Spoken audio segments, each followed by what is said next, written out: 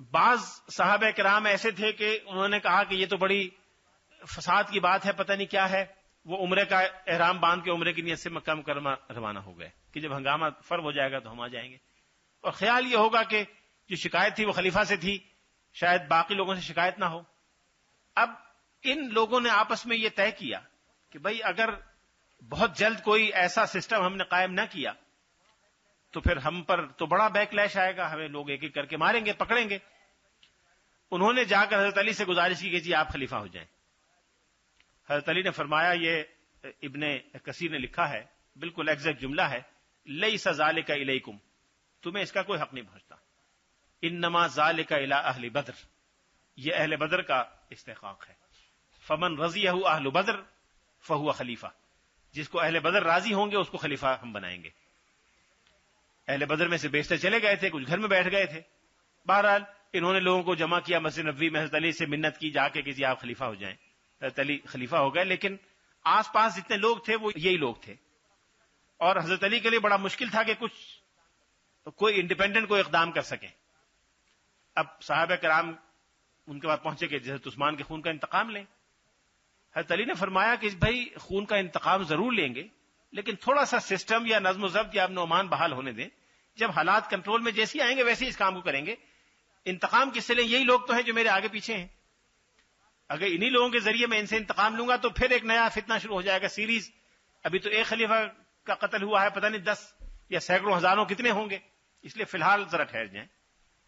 لیکن اب ظاہر ہے یہ تو ایک سبجیکٹو سی رائے ہے، ایک رائے کہ جی پہلا کام آپ یہ کریں کہ فوری طور پر انتقام لیں، اور عبید اللہ کی مثال دی لوگوں نے کہ عبید اللہ کے بارے میں پہلا فیصلہ یہی ہوا تھا، اور خلیفہ نے کوئی اس میں تعامل نہیں کیا تھا فیصلہ کرنے میں، اس وقت بھی خلیفہ شہید ہوئے تھے، تو اب آپ یہ کریں۔ حضرت علی کی رائے تھی کہ اگر اس وقت حالات ویسے نہیں ہیں جو حضرت عثمان کے زمانے میں تھے، اور ان لوگوں نے بھی دیکھ لیا تھا کہ جی اس وقت قتل کر کے دیکھ لیا کچھ نہیں ہوا، تو ہنگامہ ایسا کریٹ کرو، صورتحال ایسی بناؤ کہ ایک خلیفہ کے قتل کے بعد پھر حالات کنٹرول میں نہ رہیں، ہمارے کنٹرول میں آ جائیں۔ تو 12 سال کی کوشش کے بعد حالات ایسے پیدا کیے تھے۔ حضرت علی کی رائے تھی کہ فی الحال تھوڑا انتظار کرنا چاہیے۔ اب دونوں طرف میرے نزدیک یعنی ہم میں کوئی حق نہیں پہنچتا کہ ہم یہ کہیں کہ ان میں سے کس کی رائے صحیح تھی کس کی غلط تھی، کم از کم میرا یہ مقام نہیں ہے۔ لیکن میں ذاتی طور پہ یہ سمجھتا ہوں بطور ایک طالب علم کے کہ دونوں طرف آبجیکٹولی غور کریں تو بڑا وزن معلوم ہوتا ہے۔ آپ حضرت علی کے نقطہ نظر سے حالات کو سوچیں کہ کیا حالات ہوں گے، ویژولائز کریں، کچھ پڑھیں جو تفصیلات ہیں اس کی روشنی میں، تو لگتا ہے کہ واقعی انتہائی بصیرت اور سیاست کا تقاضا یہ تھا کہ فی الحال مین جو کام ہے وہ امن و امان اور ڈسپلن کا ہے، لا اینڈ آرڈر کا ہے۔ جب یہ ہو جائے پھر ایک ایک کر کے لوگوں کو انکوائری کر کے اس سے گرفتار کروایا جائے، پکڑا جائے۔ دوسری طرف جو صحابہ کرام شدت سے کھڑے ہوئے کہ نہیں یہ تو غلط ہے، قرآن سارا اسلام شریعت لوگوں کی جان و مال کے لیے، جہاں خلیفہ کی جان و مال محفوظ نہ ہو اور خلیفہ کا انتقام اور قصاص لینے کے لیے جو حالات نہ ہوں تو پھر کس کے لیے انتقام لیا جائے گا، کس کے لیے قصاص ہوگا؟ تو لہٰذا یہ ٹاپ پرائرٹی کا مسئلہ ہونا چاہیے، باقی سب چیزیں ثانوی ہیں، لوگوں کی جان و مال سب سے قیمتی ہے، اس میں بھی بڑا وزن معلوم ہوتا ہے۔ شریعت کا فلسفہ یہی، حکمت یہی ہے کہ ایک آدمی کی جان ساری انسانیت کی جان کے برابر ہے، اور ایسے خلیفہ رسول کی جس کی خاطر بیعت رضوان ہوئی، جس کی میں نے آیت کی مثال دی آپ کہ حضور نے اپنے دستے مبارک کو ہاتھ میں لیا اور کہا کہ یہ عثمان کا ہاتھ ہے، یہ میرا ہاتھ ہے، جس کا ہاتھ حضور نے اپنا ہاتھ قرار دیا ہو، اور حضور کے ہاتھ کو اللہ نے اپنا ہاتھ قرار دیا۔ ان الذین یبایعونک انما یبایعون اللہ، کہ جو لوگ آپ سے بیعت کر رہے تھے وہ دراصل اللہ سے بیعت کر رہے تھے، ید اللہ فوق ایدیہم، تو آپ کا ہاتھ نہیں تھا، وہ اللہ کا ہاتھ تھا، تو حضور کے ہاتھ کو اللہ نے اپنا ہاتھ قرار دیا، اور حضرت عثمان کے ہاتھ کو حضور نے اپنا ہاتھ قرار دیا، تو شرف کا اندازہ کر لیجئے۔ تو جب ایسے آدمی کا قصاص لینے میں تامل ہو تو پھر سارا نظام کس لیے ہے؟ ان کی بات میں بڑا وزن معلوم ہوتا ہے۔ لیکن مدینہ منورہ میں حالات ایسے پیدا کیے کہ اگر تھوڑا سا بھی کوئی شبہ ہوتا ہے ان لوگوں کو کہ حضرت علی قصاص لینے کا فیصلہ کر چکے ہیں، تو شاید حضرت علی اور پتہ نہیں کتنے صحابہ کرام اور شہید ہوتے۔ اور جو حکمت حضرت عثمان کے دل میں تھی کہ مدینہ الرسول میں جس کو حضور نے امن کی جگہ قرار دیا، اور قرآن میں بیت اللہ کے بارے میں ہے کہ من دخلہ کان آمنا، تو حضور نے فرمایا کہ اے اللہ، ابراہیم نے مکے کو حرم قرار دیا تھا، میں مدینہ کو حرم قرار دیتا ہوں، تو اس حرم کی حق تلفی نہ ہو۔ حضرت علی نے یہ سوچ کے کہا کہ فی الحال مدینہ منورہ سے کہیں باہر چلیں، اور عراق تشریف لے گئے، کوفہ دارالحکومت منتقل کر لیا۔ غالباً حضرت علی کے ذہن میں یہ تھا کہ ایک تو مدینے میں کسی ہنگامے سے ہم بچ سکیں، جو ایک رکاوٹ ہے کہ کارروائی نہ کر سکنے کا سبب ہے وہ کوفے میں نہیں ہوگا۔ پھر یہ کہ یہ لوگ کوفے کے نام پہ سارا شور مچا رہے ہیں، وہاں کے لوگوں کو جا کے بتایا جائے وہاں یہ اقلیت میں ہوں گے، اور بڑی تعداد میں مسلمانوں کا عسکری ہیڈ کوارٹر تھا، بصرہ قریب تھا وہ بھی عسکری ہیڈ کوارٹر تھا، گویا 2 بڑی چھاونیاں تھیں، اس میں میجورٹی ایسی کی ہوگی جو ان کا ساتھ نہیں دے گی۔ یہ سوچ کر حضرت علی وہاں تشریف لے گئے۔ وہاں جا کے محسوس ہوا کہ جو کچھ انہوں نے بیان کیا تھا سب جھوٹ تھا، اور وہاں تو انہی کے بھائی بند اور کارندے بیٹھے ہوئے ہیں۔ اس پر جو لوگ مکہ مکرمہ میں رہ گئے، مدینہ منورہ میں رہ گئے، ان کو سخت ناگواری ہوئی کہ بھئی یہ تو غلط بات ہے، خلیفہ کا اس طرح سے حادثہ ہوا اور کچھ اس پہ کارروائی نہیں ہو رہی، اور ہمیں اس میں کچھ کرنا چاہیے۔ صحابہ کرام کی ایک بڑی تعداد نے یہ محسوس کیا کہ اگر کوفے کی اکثریت جو اسلام دشمنوں کے بہکائی میں آ گئی ہے، جو تعداد میں چند سو یا چند ہزار ہیں، لیکن جاہل لوگ نئے نئے اسلام میں داخل ہوئے، تربیت بھی نہیں ہوئی، کچھ نہیں ہوا، بدو وہ ان کے ساتھ ہو گئے ہیں، تو اگر ان کو کسی طرح سے نیوٹرلائز کر دیا جائے اور صحابہ کرام کی ایک جماعت جو تربیت یافتہ ہوں، ایسے سپاہیوں کی ایک تعداد جو اسلام سے کمیٹڈ ہوں، ان کو کوفے لے کے چلیں اور حضرت علی کو مدد بہم پہنچائیں، تو اس میں ان کو مدد ملے گی اور شاید وہ بہتر انداز میں ان لوگوں پہ کنٹرول کر سکیں۔ حضرت عائشہ صدیقہ نے کہا میں بھی ساتھ چلتی ہوں۔ حضرت طلحہ اور زبیر دونوں عشرہ مبشرہ میں سے ہیں، دونوں نے فرمایا کہ ہم بھی ساتھ چلتے ہیں۔ چنانچہ ایک لشکر روانہ ہوا، اور کئی مورخین نے لکھا ہے کہ لشکر کا مقصد یہ تھا کہ خون عثمان کے قصاص میں حضرت علی کی مدد کی جائے، اس مقصد سے وہ روانہ ہوئے۔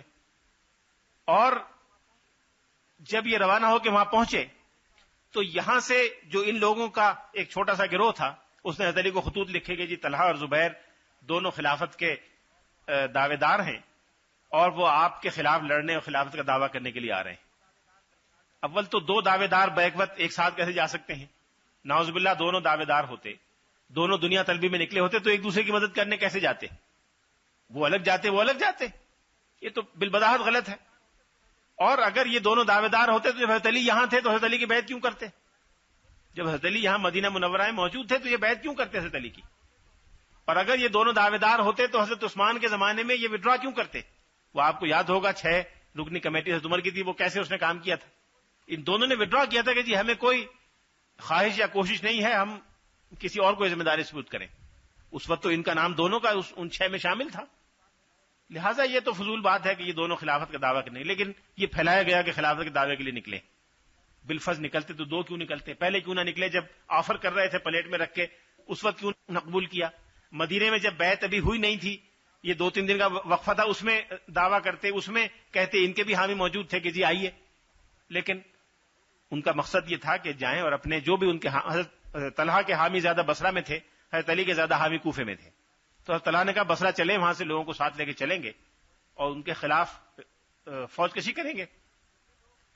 یہ لوگ حضرت علی رضی اللہ تعالیٰ عنہ کی فوج کی اکثریت جو اب کوفے کے لوگوں پر مشتمل تھی، جو کچھ لوگ تو بڑی تھوڑی تعداد جو اپنے ضد اور عناد کی وجہ سے، اندرونی سازش کی وجہ سے، اور بڑی تعداد سادہ لوحی اور بیوقوفی میں ایک جذبے میں حضرت علی کے ساتھ آ گئے۔ حضرت طلحہ اور زبیر کی قیادت میں یہ لوگ پہنچ گئے۔ جمل والا لشکر، حضرت عائشہ اونٹ پر سوار تھی اس لیے جمل کہلاتے تھے۔ یہ پہنچے تو دونوں میں پہلے گفتگو ہوئی۔ حضرت علی نے اپنا آدمی بھیجا کہ جی آپ کس لیے تشریف لائے ہیں؟ انہوں نے کہا امیر المومنین، آپ کی خلافت کے بارے میں ہم میں کوئی تعمل یا شک نہیں ہے، ہم آپ سے مدینہ میں بیعت کر چکے ہیں، ہمیں حضور کے یہ ارشادات معلوم ہیں کہ جو بیعت کر کے توڑے وہ خائن ہے اور قیامت میں بطور خائن اور غدار کے اٹھایا جائے گا۔ آپ بالکل مطمئن رہیں، ہم خون عثمان کا قصاص لینے میں آپ کی مدد کرنے کے لیے آئے۔ اور ان تینوں حضرات نے بیٹھ کر رات کو طویل عرصے تک گفتگو کی اور صلاح مشورہ کیا۔ حضرت علی نے بتایا کہ میرے یہ مسائل اور مشکلات ہیں، میں کن لوگوں میں گھرا ہوا ہوں، اور یہ ساری گفتگو ہوئی۔ رات کو یہ دونوں اپنے اپنے مقام پر چلے گئے۔ ظاہر ہے ان کے لشکر میں بھی کچھ لوگ شامل ہو گئے ہوں گے، ان کے لشکر میں تو تھے ہی پہلے سے۔ انہوں نے آپس میں مشورہ کیا کہ یہ تو بڑا غلط ہوگا، کل یہ دونوں ایک ہوں گے اور پہلی باری ہماری آئے گی. ان کے لوگ جو حضرت علی کے لشکر میں تھے انہوں نے رات کو اچانک حملہ کر دیا اور پہلا کام یہ کیا کہ حضرت طلحہ اور زبیر کو شہید کر دیا. اور ان کے لوگوں میں جو تھے انہوں نے جوابی حملہ کیا. جب حملہ ہو تو پھر فوج پوری کھڑی ہو گئی کہ جی ہمارے ساتھ غداری ہوئی، ادھر والے کھڑے ہو گئے کہ ہمارے ساتھ غداری ہوئی، اور جنگ شروع ہو گئی. یہ تو جنگ جمل کا واقعہ ہے. اس کے بعد یہ قصہ ختم ہو گیا. طلحہ اور زبیر کے فضائل بیان کرنے کا موقع نہیں، شہید ہو گئے. بہرحال اتفاق سے ایسے کیفیت میں ہوئے کہ بہت افسوسناک تھی. حضرت معاویہ رضی اللہ تعالی عنہ کے والد، ان کے چچا، ان کے بڑے بھائی شام کی فتوحات میں شریک تھے، خود بھی شریک تھے. وہ حضرت عمر کے زمانے میں پورا علاقہ اردن، اسرائیل، لبنان، شام، یہ ان حضرات نے فتح کیا حضرت عبیدہ بن الجراح کی قیادت میں. حضرت عبیدہ کا انتقال ہو گیا جیسا سب کو معلوم ہے تعاون میں. اس کے بعد بڑی تعداد میں صحابہ کرام ایک ایک کر کے شہید ہو گئے. آخر میں حضرت عمر نے حضرت معاویہ کو شام کی سربراہی یا گورنرشپ سپرد کر دی، اور حضرت عثمان کے پورے 12 سال کے دور میں وہ شام کے گورنر رہے. شام میں امن و امان، خوشحالی، سکون، علم، نشر و اشاعت، حدیث، قرآن، بڑی تعداد میں صحابہ وہاں جا کے آباد ہوئے، اور ایک آئیڈیل معاشرہ جیسا ہوتا ہے اس طرح کا تھا. کوئی شکایت بدامنی کی، ہنگامے کی، قتل کی، حضرت عثمان کے خلاف سازش کی کوئی وہاں کامیاب نہیں ہوئی. بالکل ٹھیک ٹھاک ان کا سسٹم تھا. جب یہ واقعات ہوئے تو حضرت معاویہ نے حضرت علی کو یہ لکھا کہ میں نے یہ سنا ہے کہ آپ قاتلین عثمان سے انتقام لینے کی پوزیشن میں نہیں ہیں. اگر آپ پسند کریں تو میں آپ کی مدد اور ہیلپ کرنے کے لیے تیار ہوں، میں یہاں سے آ سکتا ہوں. جو لوگ حضرت علی کے قریب تھے انہوں نے یہ خط حضرت علی تک نہیں پہنچنے دیا اور ان کو جواب دیا کہ جی آپ کے آنے کی ضرورت نہیں، ہم خود اس کام کو کر لیں گے. جواب نہیں آیا. دوبارہ لکھا، پھر جواب نہیں آیا. شبہ ہو گیا یہاں سے کہ اس طرح کا امکان موجود ہے. ایک ایسا آدمی جو پورا موجودہ علاقے کے موجودہ دور کے 5 ملک اس کے کنٹرول میں اس طرح ہیں کہ ایک آدمی اس کی مرضی کے خلاف حرکت نہیں کرتا، تو وہ اگر فوج لے کے آ گیا تو پتہ نہیں کیا ہوگا. انہوں نے حضرت علی تک نہیں پہنچنے دیا. حضرت معاویہ کو یہ خیال ہوا کہ یہ تو شاید اس میں کوئی مشکل ہے یا کیا ہے، یا ان تک نہیں پہنچ رہا. وہ خود انہوں نے کہا کہ چلو چلتے ہیں. اپنی فوج لے کے وہ روانہ ہوئے، اور ادھر سے حضرت علی کو یہ اطلاع ملی کہ جی معاویہ نے آپ پر حملہ کر دیا ہے اور وہ آپ کی خلافت کو تسلیم نہیں کرتے، اور آپ فوج لے کے چلے ورنہ تو سارا ختم ہو جائے گا سلسلہ. حضرت علی ادھر سے فوج لے کے چلے، لیکن جب یہ دونوں فوجیں ایک دوسرے کے قریب ابھی آ رہی تھیں تو قیصر روم کا جو ظاہر بیٹھا ہوا دور سے دیکھ رہا تھا اور موجودہ استنبول میں اس کا مرکز تھا، اس نے حضرت معاویہ کو خط لکھا کہ اگر آپ پسند کریں تو میں آپ کی مدد کرنے کے لیے تیار ہوں آپ کے صاحب یعنی آپ کے دوست کے خلاف. حضرت معاویہ کا خط کتابوں میں تاریخ کی موجود ہے کہ او رومی کتے، تو یہ سمجھتا ہے کہ میں تجھ سے مدد لے کے اپنے مسلمان بھائیوں کے خلاف لڑوں گا؟ اگر تو نے حملہ کیا تو علی کی فوج سے تیرے خلاف نکلنے والا پہلا سپاہی معاویہ ابن ابی سفیان ہوگا. خیر وہ ادھر آئے، صفین کے میدان میں دونوں جمع ہوئے اور جنگ شروع ہو گئی. لیکن اس جنگ کے دوران بھی 3 دن یا 4 دن یہ جنگ جاری رہی. اس جنگ کے دوران بھی حضرت معاویہ رضی اللہ تعالیٰ عنہ کو کئی مرتبہ ایسا موقع آیا کہ کسی خاص مسئلے میں رہنمائی کی ضرورت پیش آئی تو انہوں نے حضرت علی کے پاس آدمی بھیجا کہ یہ مسئلہ پوچھ کے آؤ. اور نمازیں دونوں کی مغرب اور عشاء کی فجر کی ایک ساتھ ہوا کرتی تھی. دونوں فوجیں آمنے سامنے ہیں لیکن نمازیں اکثر ایک ساتھ ہوا کرتی تھی.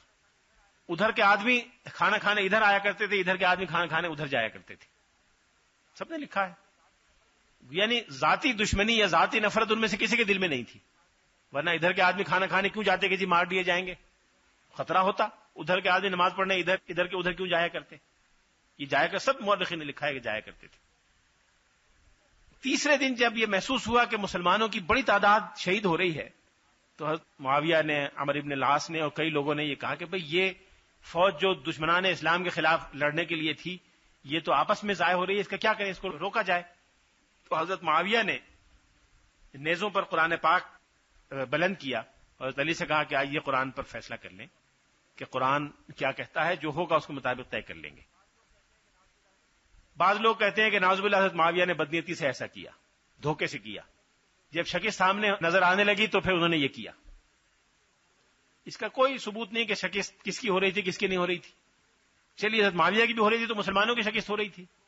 اس فوج کی شکست ہو رہی تھی جس نے رومنز کو روکا ہوا تھا, جس نے رومنز کو پورے ایشیا سے نکال دیا تھا, اس طرح نکالا تھا کہ دوبارہ وہ داخل نہیں ہوا کبھی آج تک. شکست بھی ہو رہی تھی تو اس فوج کی ہو رہی تھی. تو اگر اس فوج کو شکست سے اور قتل سے بچانے کے لیے نیزے اٹھائے گئے تو اس کو نعوذ باللہ بدنیتی کہنا تو بہت ہی بڑی جسارت ہے. دل کے بارے میں کوئی نہیں کہہ سکتا کہ کیا دل میں تھا. بہرحال جنگ رک گئی اور حضرت علی اس پر تیار ہو گئے. جب حضرت علی اس پر تیار ہو گئے تو طے ہوا کہ 1 سال کے لیے جنگ بند ہوگی اور دونوں فریق ایک ایک حکم مقرر کر دیں گے, یا دو کو اس طرح کا طے ہوا حکم مقرر کر دیں گے جو اس معاملے کا فیصلہ کریں. یہ اسٹیج تھا جس پر حضرت معاویہ نے یہ کہا کہ جی اب میں آپ کی خلافت کو جائز تسلیم نہیں کرتا. اتنے دن ہو گئے آپ نے حضرت عثمان کا قصاص نہیں لیا, مسلمانوں میں اتنی بڑی تعداد نے آپ سے بیعت نہیں کی, فلاں فلاں آپ کے خلاف ہیں, لہذا آپ کی حکومت جائز حکومت نہیں ہے.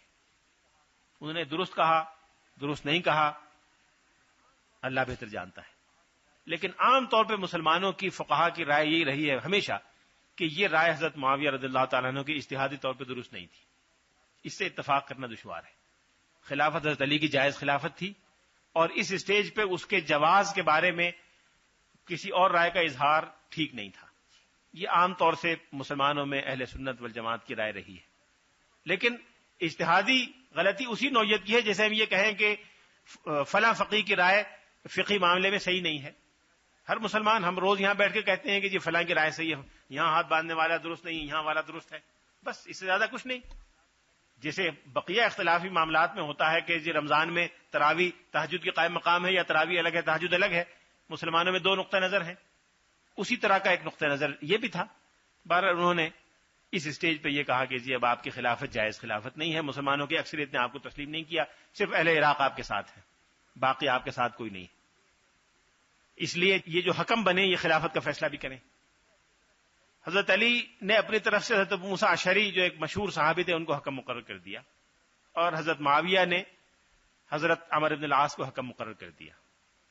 ان دونوں حکموں نے یہ طے کیا کہ جی نہ علی خلیفہ ہوں نہ معاویہ خلیفہ ہوں, اور مسلمان مل کر ایک جگہ جمع ہو کے کسی ایک کو خلیفہ منتخب کر لیں.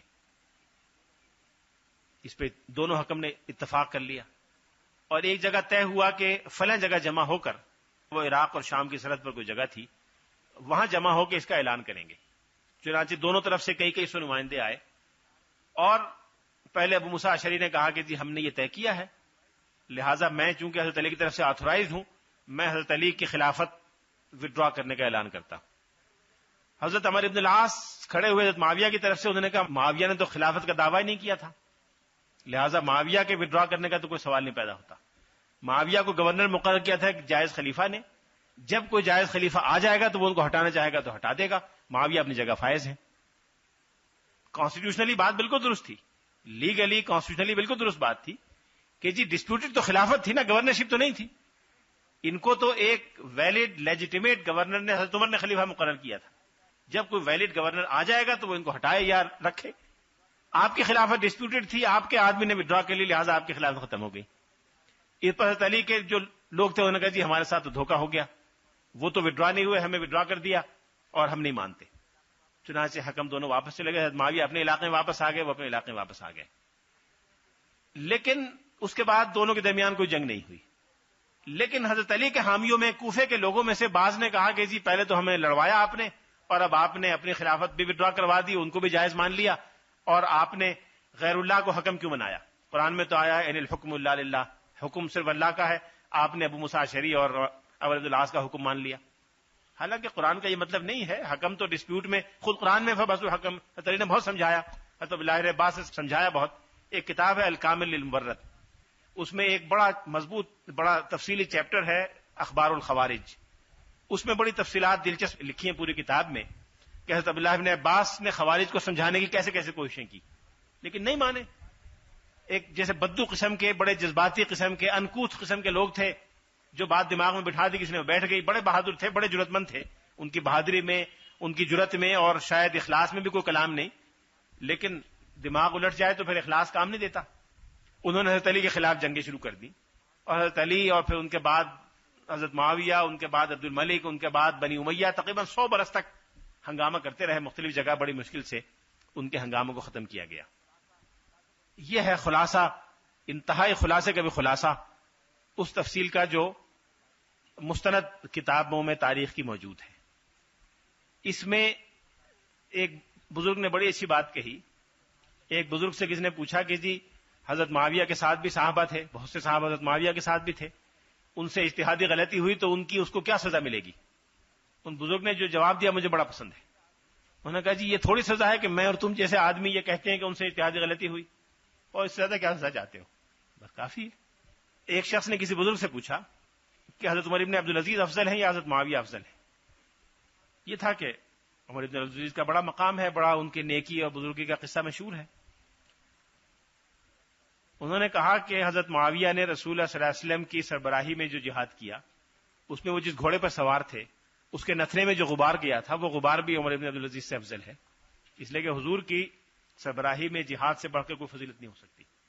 قرآن میں اس کی قبولیت کی شہادت موجود ہے، قرآن میں ان لوگوں کے لیے رضوان کا وعدہ کیا گیا ہے، باقی کسی کے لیے کوئی وعدہ نہیں کیا گیا۔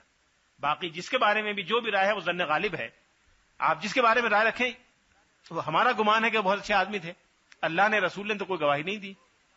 1/1,00,000 1/1,00,00,000 امکان سے ہی کہ وہ دل سے ویسے نہ ہوں جسے لوگ سمجھتے ہیں، ہو سکتا ہے، امکان تو ہے نا، لیکن جس کے بارے میں گواہی قرآن میں موجود ہے اس کے بارے میں 1/1,00,00,000 امکان بھی نہیں ہے۔ لہٰذا ہم کیسے کہہ سکتے ہیں کہ کوئی غیر صحابی کے برابر ہو سکتا ہے؟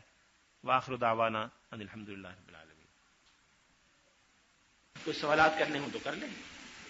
پہلا سوال تو یہ کہ ان جنگوں میں جو لوگ شہید ہوئے کیا ان کو واقعی شہید کہا جائے گا؟ یقیناً، قطعی اور ڈیفینیٹلی وہ شہید ہیں، اس لیے کہ اگر مسلمانوں کے ہاتھوں کوئی مسلمان غلط فہمی سے قتل ہو جائے تو وہ بھی شہید ہے۔ حضرت حذیفہ ابن الیمان کے والد جنگ احد میں شہید ہو گئے تھے مسلمانوں کے ہاتھوں، مسلمانوں سپاہیوں کو اندازہ نہیں ہوا کہ یہ مسلمان ہیں، اور حضرت حذیفہ دور سے چیختے ہوئے لپکے کہ میرے والد ہیں میرے والد ہیں، لیکن کسی نے سنا نہیں، اس سے پہلے کہ وہ پہنچتے تلواریں پڑیں وہ شہید ہو گئے۔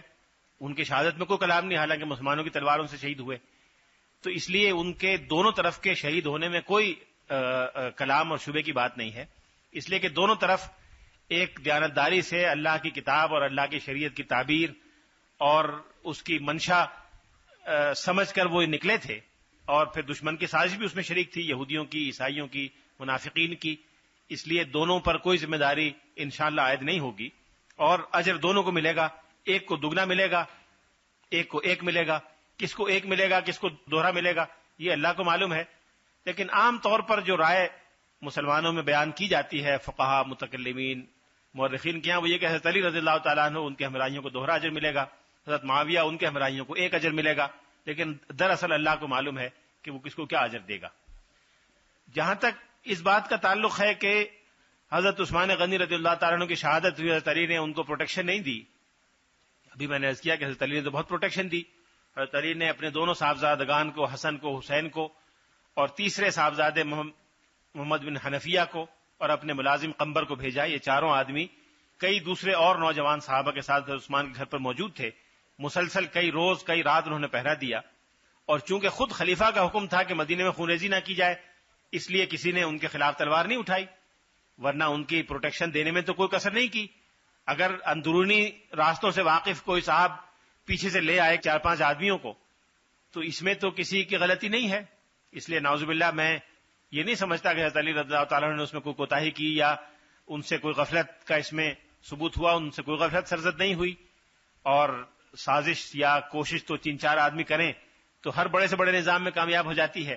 حضرت عمر کے زمانے میں کامیاب ہو گئی، تو اگر حضرت عثمان کے خلاف کامیاب ہو گئی تو اس میں کسی کو ذمہ دار ٹھہرانا میرے خیال میں مناسب نہیں ہے۔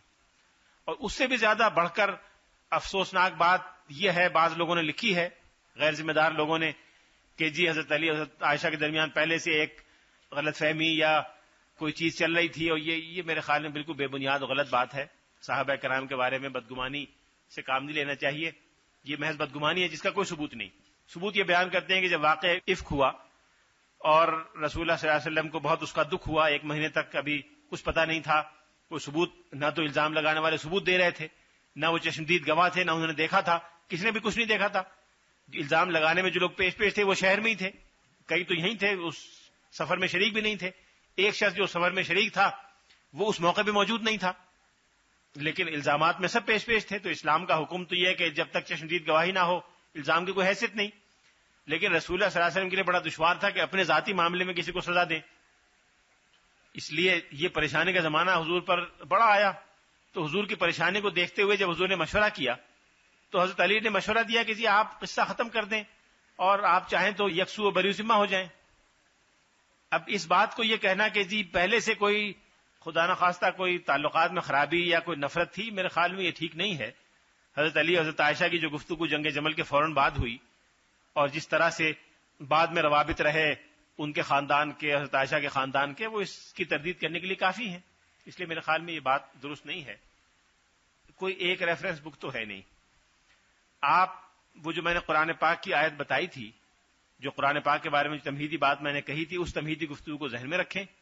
اس کو ذہن میں رکھ کے جو کتاب پڑھیں جو اس کے مطابق ہے اسے قبول کر لیں، جو اس کے مطابق نہیں ہے اس کے بارے میں خاموش ہو جائیں. کچھ نہ کہیں غلط ہے، نہ کہیں صحیح ہے. جو قرآن میں آیا ہے اس کے مطابق جو ہے وہ صحیح ہے، جو اس کے مطابق نہیں ہے وہ غلط ہے. اور جو درمیان میں ہے اس کے بارے میں ہم خاموش ہیں، ہم کچھ نہیں کہتے. ہو سکتا ہے صحیح ہو سکتا ہے غلط ہو. لیکن جو کتابوں میں جو مستند ترین کتاب ہے وہ مجھے حافظ ابن کثیر کی البدایہ والنہایہ لگتی ہے. قدیم کتابوں میں خود محدث بھی تھے، مفسر بھی تھے اور تاریخ کے بڑے ماہر تھے، اس لیے ان کی کتاب مجھے زیادہ صحیح معلوم ہوتی ہے. معاویہ علی سے ملاقات کے لشکر کے ساتھ کیوں نکلے؟ وہ اس لیے نکلے کہ وہ سمجھ رہے تھے کہ شاید حضرت علی کے پاس فوجی تعداد کم ہے اور وہ کوفے کے لوگوں میں سازشوں میں حصہ لینے والوں کے خلاف کارروائی نہیں کر پا رہے، لہٰذا فوج لے کے ان کی مدد کرنی چاہیے. اس لیے وہ سپاہی لے کر اپنے ساتھ نکلے تھے. مسلمانوں میں حکمت عملی کی کمی تھی کہ وہ غیر مسلموں کی سازشوں کا شکار ہو گئے؟ نہیں، حکمت عملی کی کمی نہیں تھی، حکمت عملی تھی جس نے مسلمانوں کو آج تک بچایا. ورنہ غیر مسلموں کی سازشیں ہر دور میں جاری رہتی ہیں. مسلمانوں کی حکمت عملی اور اندرونی مقاومت اور مزاحمت کا رویہ ہوتا ہے جس کی وجہ سے سازش کامیاب نہیں ہوتی. جتنے بڑے پیمانے پر 15 سال 16 سال لگ کے یہ اسٹیج تیار کیا گیا تھا، وہ اگر کامیاب ہوتا سارا کا سارا تو آج شاید مسلمانوں کا نام و نشان بھی نہ ہوتا. لیکن ایسا نہیں ہوا. مسلمانوں میں اسی طرح سے اسلام سے وابستگی چند افراد شہید ہوئے، خلفاء میں 2 اور چند ہزار یا چند 100 صحابہ. اس میں تعداد میں بڑا مبالغہ ہے، صحابہ کی تعداد چند 100 یا 1-2 ہزار ہوگی جو شہید ہوئے. افسوسناک بات ہوئی، لیکن بحیثیت مجموعی امت اسلامیہ میں کوئی اپہیول، کوئی ڈسٹربنس پیدا نہیں ہوئی. جو مسلمان تھے مسلمان رہے اور اسی طرح سے نشر و اشاعت حدیث کی، قرآن کی، قانون، عدالت، انصاف اسی طرح سے جاری رہا. اگر سارا بدنظمی افراتفری ہو گئی ہوتی تو یہ سب ممکن ہی نہ ہوتا جو ہوا. اس لیے یہ کہنا کہ سازش اس لیے کامیاب ہوئی کہ حکمت عملی نہیں تھی، حکمت عملی نے ہی سازش کو ناکام بنایا. وآخر دعوانا الحمدللہ رب العالمین.